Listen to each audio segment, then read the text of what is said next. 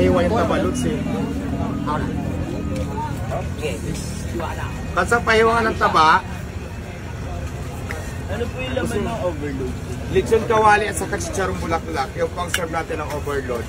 Only rice na may free soft drinks pa. Kaya kung gusto niyo i-try, punta lang kayo dito. Sa'yo, boss. Only sabaw, only rice. Ay, sorry boss, idol. Diyos ko, nagkapasok-pasok na tayo. Sobrang sarap. Oh my God. Mabuti lang walang camera, hindi nakita yung kutsara. Wait lang, ganun talaga mga idol pag live. May mga ganyang pangyayari, mamaya ka na.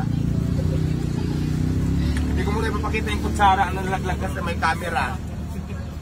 Magkabigla ako mag-trending.